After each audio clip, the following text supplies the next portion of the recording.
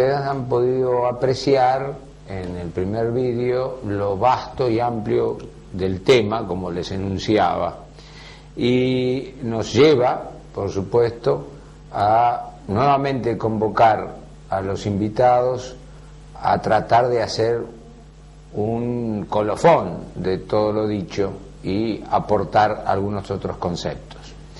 Armando, habiendo visto y estando presente en las exposiciones de los colegas italianos y de Marta, ¿cómo analizarías, dándole una vuelta de tuerca a todo lo expuesto? Claro.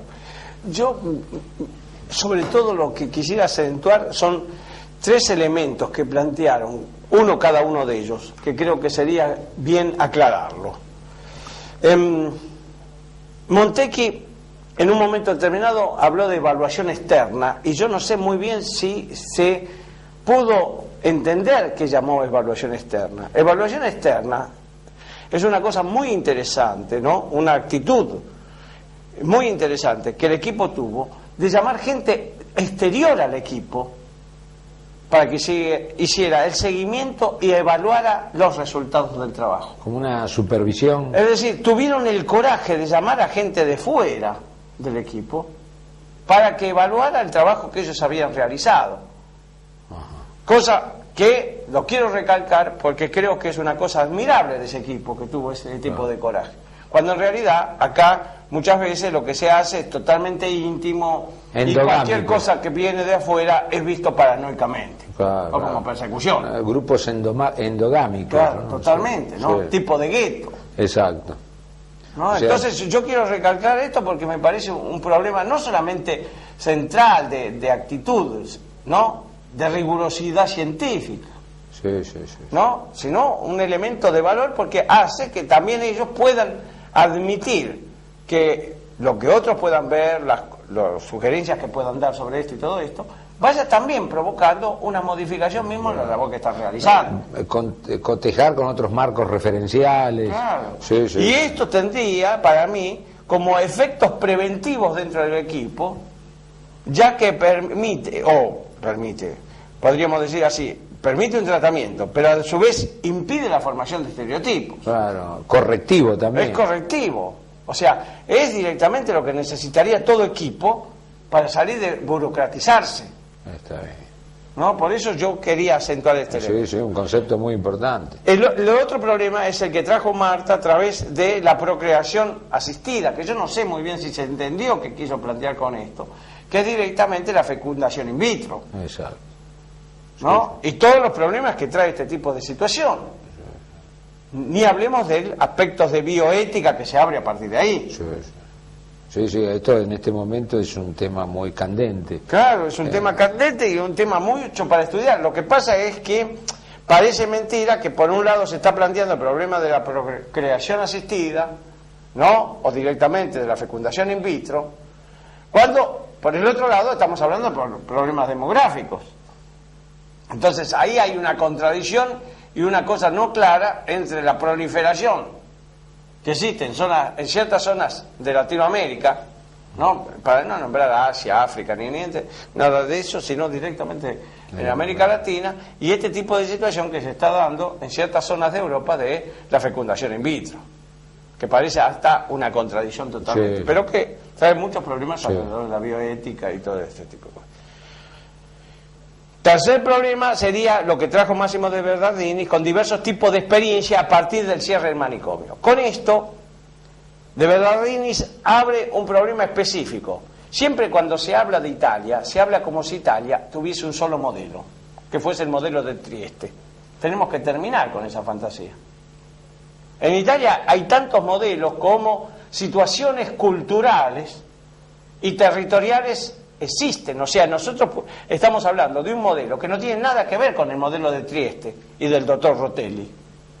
Y esto tiene que quedar claro, porque si no, se habla de la experiencia italiana como si fuera una. Claro. Las experiencias italianas son diversas, no hay una experiencia italiana. Lo que hubo es una idea, eso sí, que es la idea del cierre del manicomio. Aglutinada en Basaglia. Claro, que estaba aglutinada en Basaglia. Pero a partir de ahí, lo que sale es que después de ahí proliferaron las experiencias fueron diversas las experiencias, las prácticas y las conceptualizaciones, sobre todo sobre este tipo de problemática. Si no, quedamos circunscritos a que solamente hubo un modelo, y no es cierto. Entonces creo que también esto hay que recalcarlo en lo que decía. O sea, lo que trae de Bernardini en realidad no es el modelo de Trieste. Es otro modelo realizado en Emilia-Romagna que directamente utiliza para su conceptualización y su práctica la concesión operativa a los grupos. Entonces, quería plantear estos tres elementos que hablaron los colegas porque creo que muchas veces en medio de la conversación pueden pasar desapercibidos. Sí. Y quería un poco remarcarlo. Sí, puntuar, por supuesto. Me parece muy bien.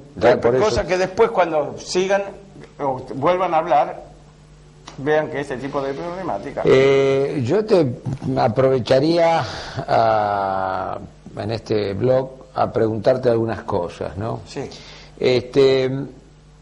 En tu experiencia, las instituciones en general de salud mental de Italia, ¿tienen puntos de común con las argentinas? ¿Cuáles son sería mejor la pregunta, ¿cuáles son los puntos en común y cuáles son los puntos divergentes si los hay? Claro, los puntos en común no se encuentran mucho actualmente, ¿no? O sea, con esto que estoy planteando, se puede encontrar con el modelo de Trieste que sí parecería que lo quieren implantar en algunos lados acá. No sé con qué ventajas o con qué desventajas o por qué. Porque nunca fue aclarado eso tampoco públicamente. O sea, siempre parecería que ese es un problema íntimo, porque nunca se pudo conversar de eso públicamente ni se pudo debatir como tendría que haber sido debatido. Pero lo que yo plantearía un poco históricamente cómo fue dado esto. O sea, no podemos negar que hubo experiencias comunitarias muy interesantes en la Argentina, ¿no? La de Entre Ríos, con Camino, sí, por ejemplo. Sí. ¿No? La introducción de una idea comunitaria de la psiquiatría, como lo trajo hace muchísimos años Gregorio Berman. ¿No?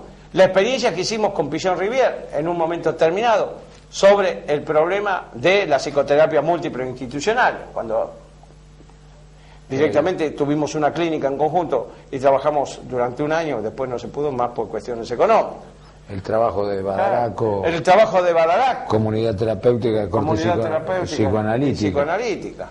O sea, hay una serie de, podemos decir así, de tipos de experiencias que parcialmente o totalmente fueron tocando este problema. Yo hice una experiencia, Armando, con Arturo Filip, cuando estaba como director provincial de salud mental, entre el 84 y el 86, en Carmen de Patagones, con los mapuches, donde era un trabajo comunitario con toda la comunidad mapuche, había un gobierno tripartito con gente de la comunidad, de la tribu mapuche y de salud, donde en el equipo de salud estaba incluido el chamán mapuche, y donde una vez por mes había una asamblea comunitaria en el medio de la plaza de Carmen de Patagones, donde todas las fuerzas vivas debatían la problemática de salud mental de Carmen de Patagones.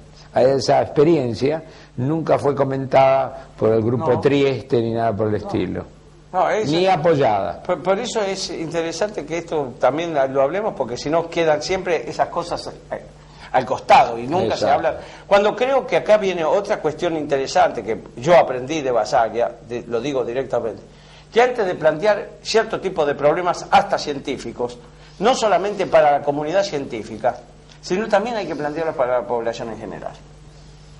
O sea, lo que yo aprendí de Basaglia, que me pareció muy interesante, es la publicidad, la propaganda que se daba a esto para que la gente supiera de qué se trataba. O sea, vos hiciste una buena síntesis en un momento determinado cuando dijiste que los planes no se hacen para la comunidad, sino con la comunidad. Con la comunidad. Y eso es un concepto central en este tipo de problemas. En salud mental no se puede trabajar si no se trabaja con la comunidad, con la participación de la gente. Hay que terminar con una idea que parecería que los científicos se tienen que sentar escondidos del público, 4 tipos, a decidir cómo va a ser la salud mental de una población. ¿No? Mira, tan importante lo que vos señalás, que yo a veces cuando hablo de la diferencia que existe entre un programa y una campaña, y yo digo que la palabra campaña en programa en salud o en prevención es inadecuada, porque campaña implica un lapso y programa implica para siempre y es evaluable.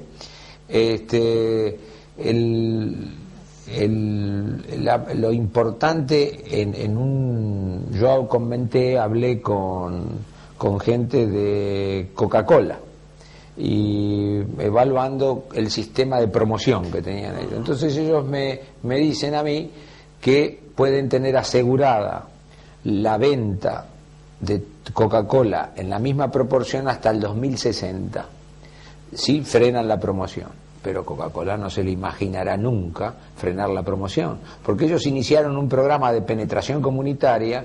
Vos te recordarás que la regalaban en la calle, la Coca-Cola nadie la quería, hasta llegar de tal manera a penetrar en el cuerpo social que es sinónimo de gaseosa Coca-Cola.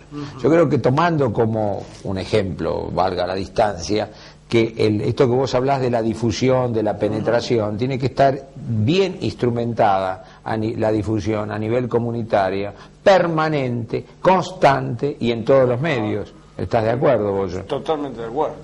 Porque si no vos podés tener una hermosa idea, podés tener, como vos decís, brillantes trabajadores o ideólogos de las ideas, pero para ellos. Y nunca vas a contar con la comunidad, con el apoyo comunitario. Además, viendo como la salud, como la educación, tiene que ser términos de debate permanente. No pueden estar solamente circunscritas a dos técnicos. Eso se vio en Italia, por ejemplo, con el horror que fue la ley de penalización de los toxicodependientes, que fue un horror de ley. Porque fue hecha directamente por cuestiones políticas entre dos políticos de porquería, como era Craxi y la Yerbolino, ¿no? Ellos dos manejaron la cosa, uno demócrata cristiano, otro socialista, envueltos en Tangentópolis, toda una porquería, ¿no? Y entonces se hicieron una ley en la cual se penalizaba a los toxicodependientes como si ellos fueran también, no directamente, mercaderes de la droga, cuando en realidad eran gente que estaba sufriendo un cierto proceso individual o familiar o como lo queramos llamar, ¿no? Entonces, sí. Ese punto que yo lo toqué con Montecchi, casualmente acá también vos sabés que se ha dado, es decir, hubo una ley al principio y ahora otra ley que no comparto, donde el artículo 6 creo habla de la penalización a la persona por portación de droga, que porta droga, dándole la alternativa de que la persona se trate o pase a cumplir pena. Pero es tan absurdo eso, porque si vos pensás que un dependiente que está sumido en su plena omnipotencia que lo lleva a la droga, cuando el juez le dice usted quiere tratarse o quiere ir preso, va a decir voy a tratarme para pasar unas vacaciones, como lo hemos visto. Ni por un lado estamos en desacuerdo que se puede penalizar la abstenencia, y no, si no es homologarlo a un delincuente, ni por otro lado los tratamientos se pueden imponer por decreto, claro. Y menos en la dependencia. En la dependencia donde la voluntad, la decisión, por más que esté hundido el dependiente, es el 90% del tratamiento. No se, en un dependiente que no tiene ganas de ser tratado, está librado a su destino, ¿no?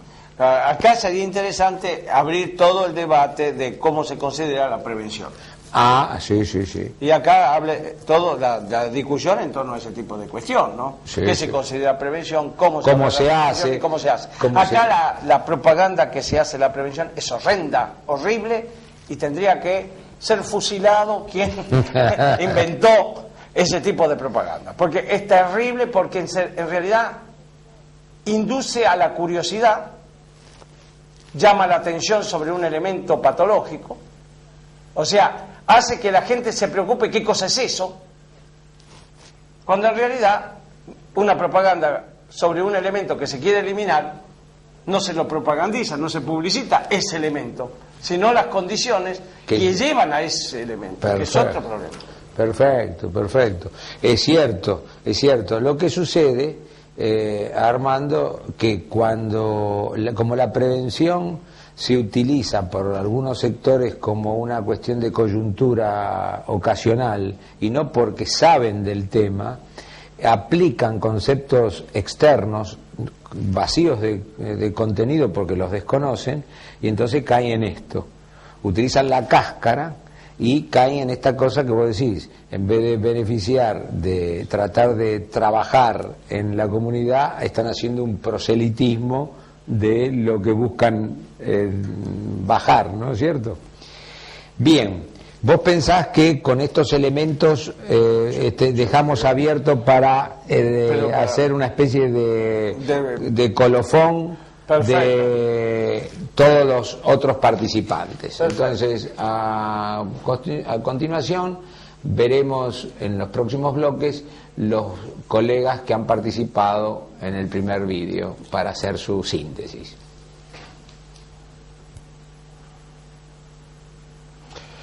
En este bloque seré yo y no Materazzi a preguntarle a Montecchi. Yo no sé cómo quedo disfrazado de Materazzi, me parece que más o menos no lo voy a nunca poder directamente estar en sus paños, ¿no? Porque es un perfecto presentador y un perfecto colega en este tipo de cosas, es un habitual. Yo soy un novicio. Pero lo mismo vamos a tratar con el doctor Montecchi una cuestión que para nosotros va mucho a cuore, como se diría en italiano, que es el problema de la prevención. La cosa que el tema, no solamente la práctica, sino la conceptualización sobre la prevención, yo se lo voy a preguntar a Montecchi porque es una cosa que para nosotros, una experiencia, una práctica, che verdaderamente nos interessa moltissimo. Leonardo? Sì, per la prevenzione della tossicodipendenza è bene pensare, io posso portare quella che è la nostra esperienza. Noi abbiamo cominciato con campagne di informazione sulle droghe, che spiegavano questa è una droga che provoca dipendenza, quest'altra è un altro tipo di droga, che facevano distinzioni e così via, con l'idea che l'informazione fosse prevenzione.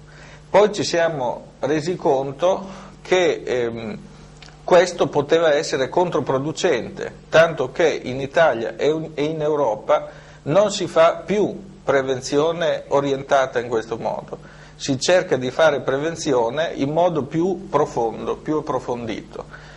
Un esempio di prevenzione è prevenzione come attività educativa, cioè come intervento, per esempio nelle scuole medie con i preadolescenti. L'idea che noi abbiamo in questo intervento è che problemi della droga, ma anche altri problemi, possono derivare da difficoltà di comunicazione dentro la famiglia. E queste difficoltà di comunicazione da scarsa coscienza dei compiti educativi che la famiglia ha, che delega. O sea, que ya empezamos con una idea. O sea, la primera idea sería digamos así, este fallo en la comunicación. Sì, e per favorire questa ripresa della comunicazione noi nel servizio dove lavoro di Rimini interveniamo nelle scuole medie con un programma che vede delle lezioni per genitori sui temi dell'adolescenza, sui temi dei rapporti di coppia, sui temi della famiglia, lezioni che durano un'ora e poi ci sono gruppi coordinati con tecnica operativa, secondo il modello di Pichon-Rivière. Segunda idea, sería la idea de grupalidad, o sea que para ver esa falla en la comunicación y tratarla es necesario un collettivo funzionando. Sì. Poi anche i ragazzi lavorano per conto loro con gli insegnanti Con questi ragazzi noi facciamo dei campeggi, non so come si dice. Sì, sería campamento. Alla fine di questi campeggi i ragazzi fanno un'attività espressiva, teatrale, che può durare 10 minuti, 20 minuti, per i genitori che sono venuti a prenderli. Alla fine di questo incontro si fanno dei gruppi dove però noi non metteriamo mai nello stesso gruppo il figlio con i genitori e non mettiamo mai moglie e marito nello stesso gruppo. Facciamo questi gruppi e questo lo facciamo per elevare la coscienza dei compiti educativi e migliorare la comunicazione dentro la famiglia. Questo è il nostro scopo. Esto, Leonardo, significaría que cada uno de ellos por separado, al participar en otros grupos, les permitiría corregir, ¿no? Sí. Cierto tipo de, digamos así, de comportamiento che ellos tienen dentro del gruppo familiare. Sì. Esa sería la idea un poco de base. Esatto, e questo poi lo riusciamo a valutare perché nell'anno seguente la domanda di informazione cambia, muta di qualità e ci vengono fatte richieste di informazione in queste lezioni che facciamo per i genitori qualitativamente diverse, che sono espressione del lavoro che è stato fatto l'anno prima, in modo che c'è un processo di apprendimento a spirale e anche di cambiamento. Questo è l'intervento di prevenzione pedagogico che noi facciamo e chiamiamo di prevenzione primaria. E poi facciamo anche un intervento di prevenzione sui ragazzi dai 14 ai 18 anni che ancora non sono tossicodipendenti e che stanno nella strada, nella calle.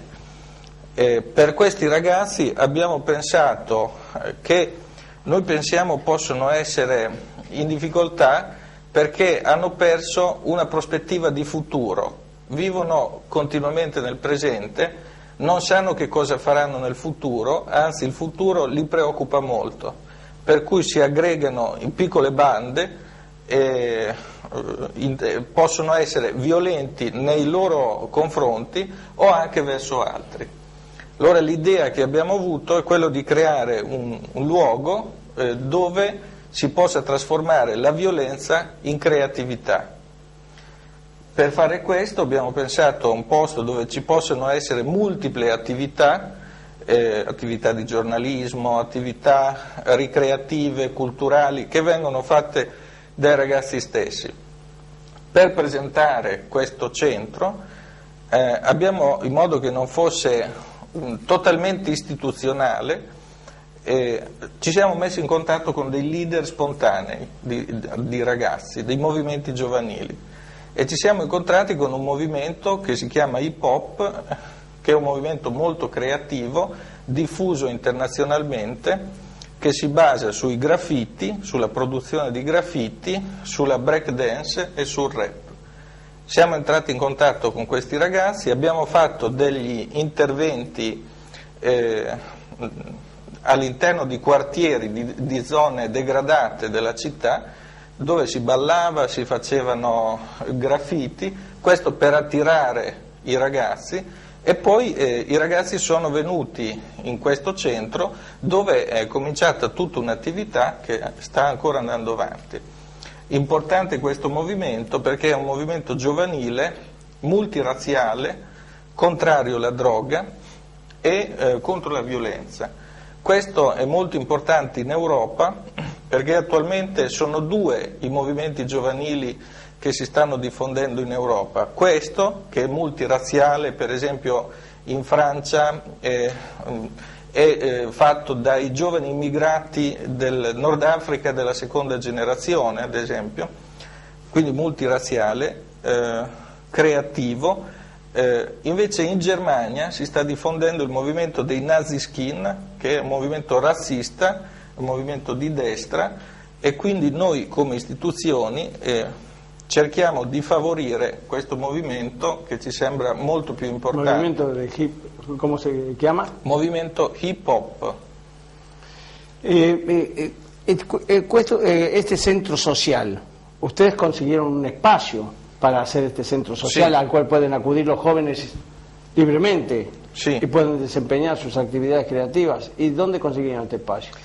Lo spazio è frutto di una legge, la legge italiana, che prevede dei fondi per la prevenzione. Questi fondi, noi abbiamo fatto un progetto che è parte di un progetto nazionale che abbiamo tradotto localmente a Rimini e abbiamo potuto usufruire di fondi per formare operatori che sono all'interno di questo centro e per utilizzare questo centro che appartiene al comune. Gli operatori, per esempio, si formano in una scuola di prevenzione che è curioso dirlo qui, si chiama José Bleger, perché noi utilizziamo, come si diceva, la concezione operativa.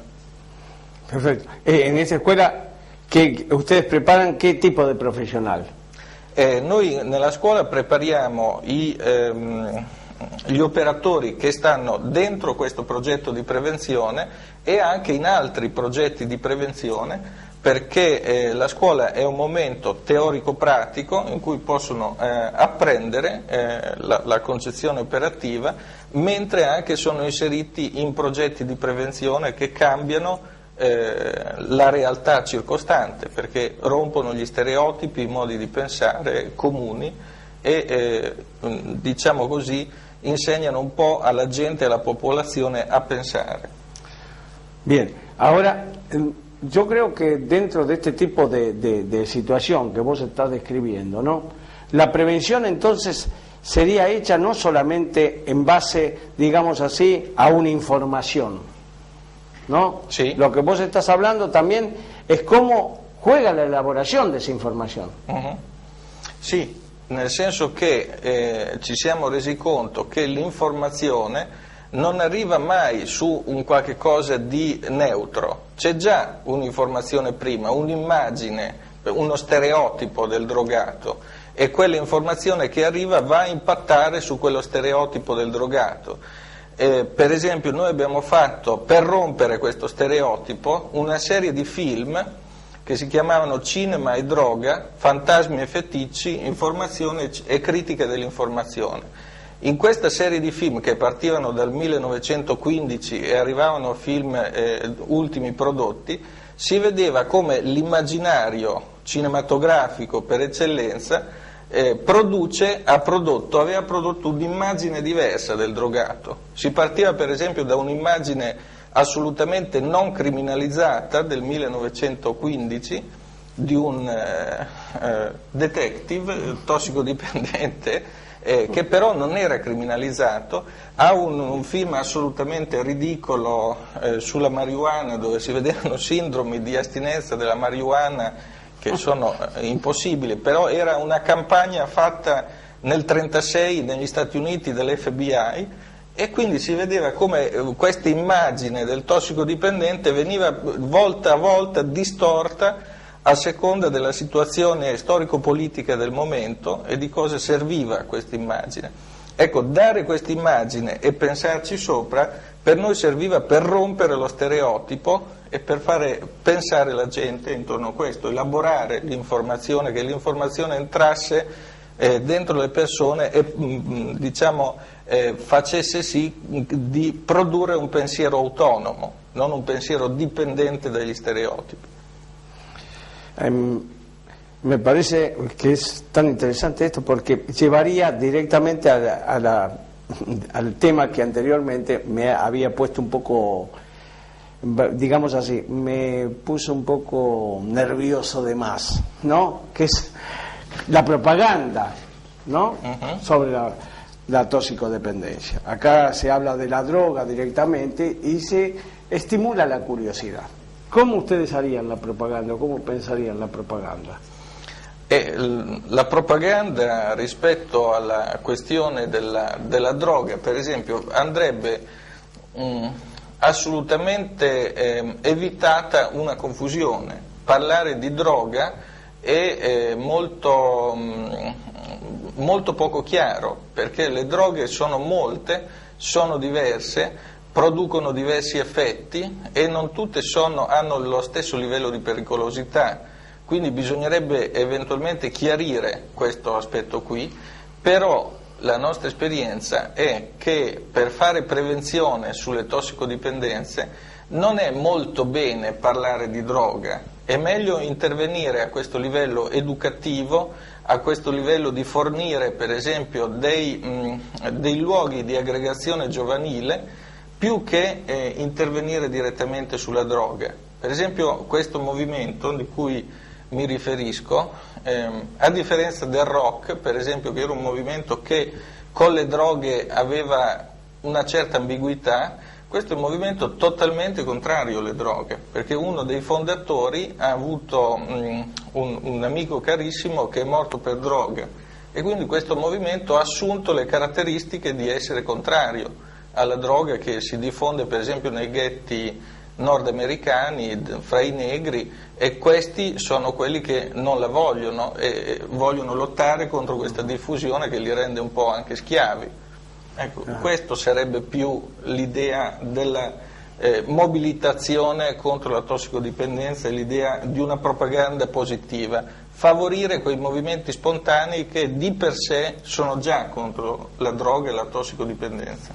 Claro, esto es un concepto muy interesante lo que va planteando Leonardo, porque indicaría directamente, y esto es para terminar ya nuestra comunicación de ahora, que indicaría que directamente en este siglo que ya está por terminar, es un poco idiota trabajar sobre el consciente. Es decir, que es necesario trabajar con la latencia, es decir, con los elementos indirectos, laterales, que crean las condiciones de posibilidad para que se dé un fenómeno. O sea, en lugar que directamente de hablar de esa situación, lo que se habla es de las condiciones de posibilidad que la favorecen. Entonces, sobre esas condiciones de posibilidad es donde tendríamos que trabajar más. Gracias, Leonardo. Gracias. Y gracias.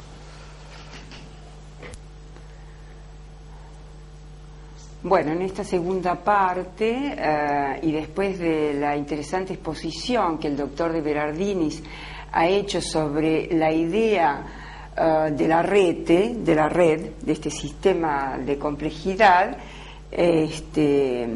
quisiera preguntarle sobre dos cosas, ya más en concreto, para movilizar de alguna manera o dialectizar esta red. ¿Cómo es que ustedes se hacen cargo de los pacientes, lo que ustedes llaman la presa en cárico del paciente? Esa sería una pregunta. Y la segunda, me interesaría saber el recorrido del proceso terapéutico dentro de este modelo que usted ha presentato. Bene, direi che le due cose sono in certa misura collegate tra loro, cioè a dire che la presa in carico sarebbe la modalità con la quale, quando un paziente, una famiglia, una situazione giunge all'osservazione del servizio, di questa persona, di questa situazione, si fa carico tutto l'apparato del servizio, cioè a dire che la rete si prende carico della situazione ed elabora per la situazione un progetto, un programma. Questo a partire da un'analisi della domanda, cioè a dire si procede attraverso una valutazione ed una comprensione che parte dalla richiesta manifesta e cerca di andare verso quella che è la domanda latente che sottende la richiesta al servizio. Da qui parte un progetto che può essere di cura, un progetto che può essere di intervento a vari livelli. Questi vari livelli caratterizzano la funzionalità della rete, cioè a dire che noi non crediamo che si possa fare terapia, che si possano curare i disturbi mentali pensando a interventi singoli o molto semplici. Questo è valido per situazioni assai poco gravi. che peraltro spesso non hanno neppure bisogno di uno specifico trattamento. Ma quando ci troviamo di fronte a situazioni come la psicosi, il problema è molto più complesso. Per comprendere meglio il funzionamento e la idea che noi utilizziamo della rete e del percorso terapeutico, ci sembra che possa essere motivo di chiarificazione l'idea che noi abbiamo preso dalla scuola argentina, no? A partire da Pichon-Rivière a Bleger, e in particolare la concezione degli ambiti, cioè a dire che la espressione manifesta del disturbo mentale è per noi una emergente di una situazione molto più ampia e complessa che trae la sua origine a partire dal gruppo familiare, dalla situazione sociale, parentale, scolastica, politica, economica, e si va allargando, e chiaramente la possibilità di intervenire a livello terapeutico, a livello riabilitativo e a livello preventivo si colloca in una situazione analoga che molto bene caratterizza Bleger quando parla degli ambiti, cioè a dire che quindi gli interventi si collocano a livello individuale, gruppale, familiare, istituzionale, comunitario. Su questa area articolata e complessa interviene la rete, cioè la rete si colloca come un sistema che va ad agire nell'ambito di questa situazione articolata e complessa che è la realtà della vita. Allora il percorso, quando noi parliamo di percorso terapeutico, in realtà stiamo parlando di una serie complessa e coordinata di interventi che sono finalizzati a ottenere un miglioramento della situazione che può essere psicopatologica nel paziente, nella sua famiglia, nel suo contesto di lavoro, nella sua realtà. Es muy interesante esto, pero me gustaría rescatar un punto que me parece bastante importante de lo que vos decías, que es el problema de la demanda, ¿no? Muy bien lo desarrollaste sobre la articulación de la demanda al interno de un servicio y cómo esa demanda tiene que ver con, de alguna manera, esquemas de referencias, tanto terapéuticos como preventivos y de cura.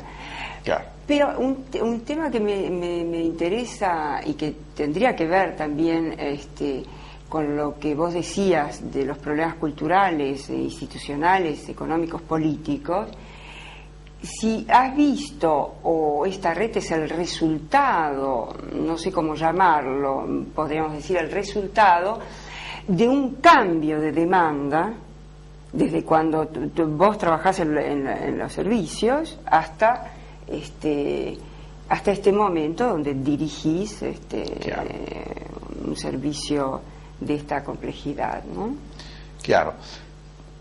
Dietro questo tipo di situazione sicuramente esiste il problema istituzionale, cioè a dire che così come esisteva un manicomio, allo stesso modo esisteva una richiesta di prestazione manicomiale.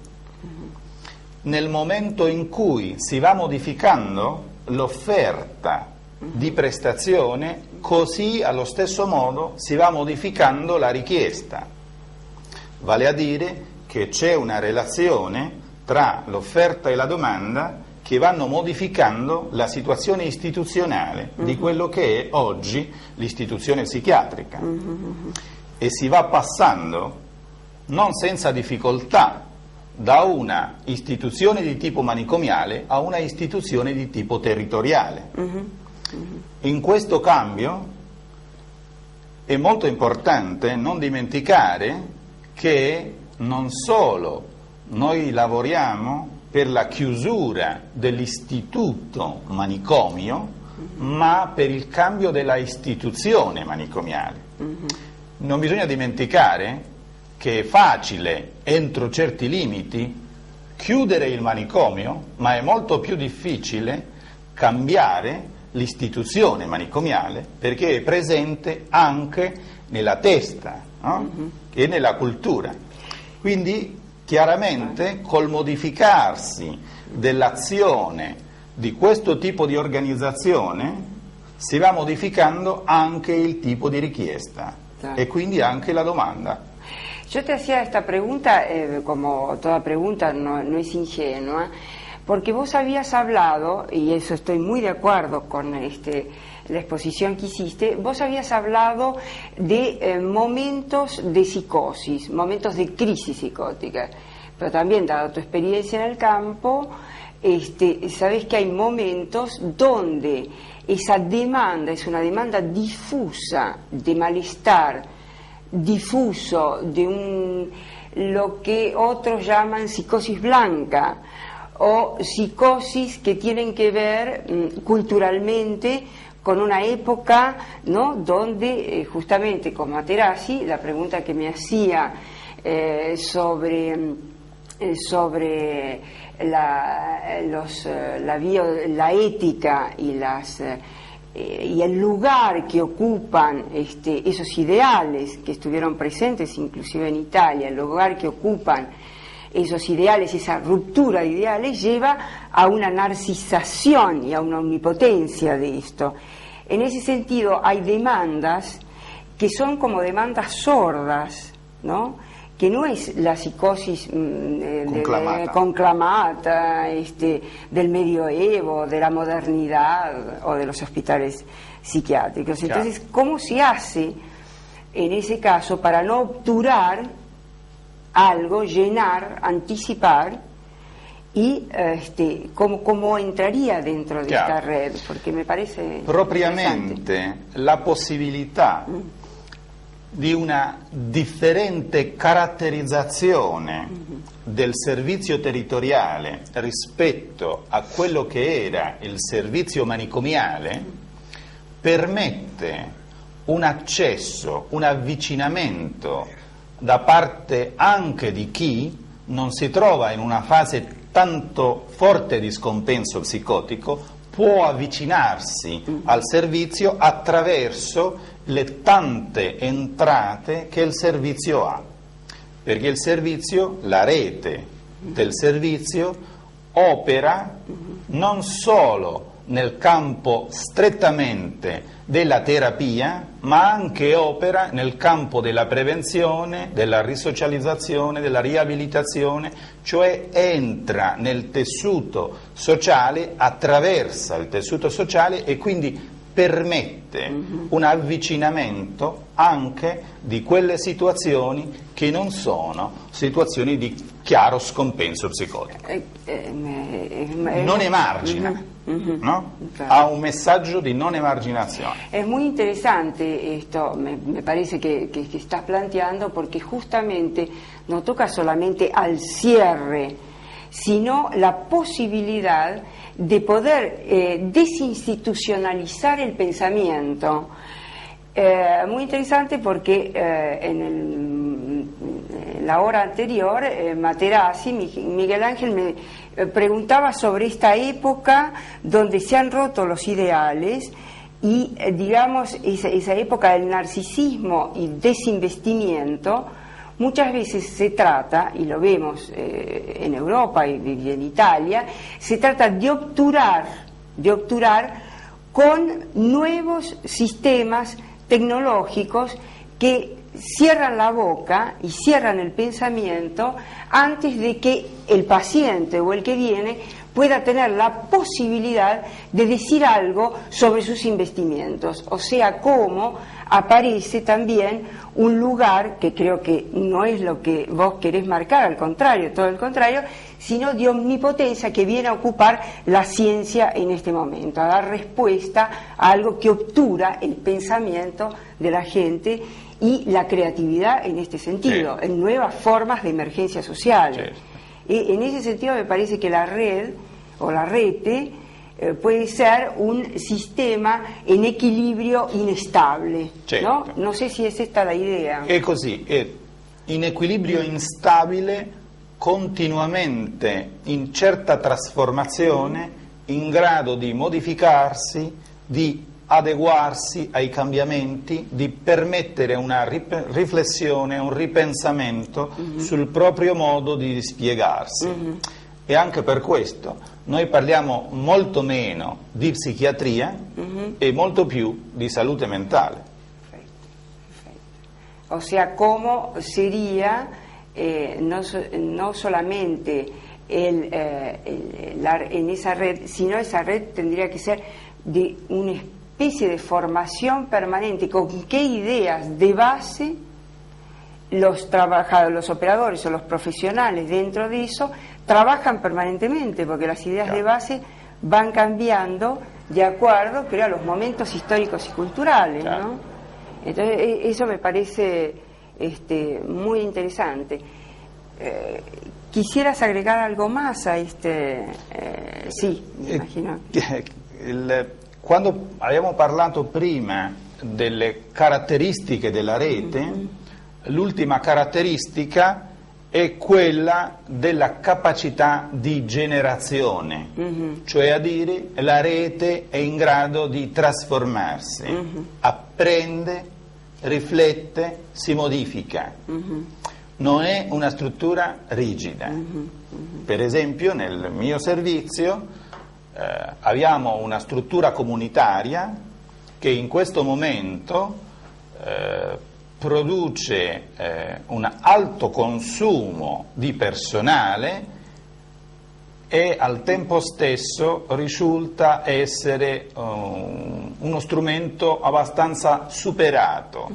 La rete sta modificandosi e si sta lavorando per passare ad una chiusura di questa struttura e attivare altre strutture più aperte rispetto al territorio, e quindi si andrà modificando verso situazioni che noi stessi non conosciamo. Benissimo, te ringrazio moltissimo y queda abierto el espacio para nuevas reflexiones. Grazie.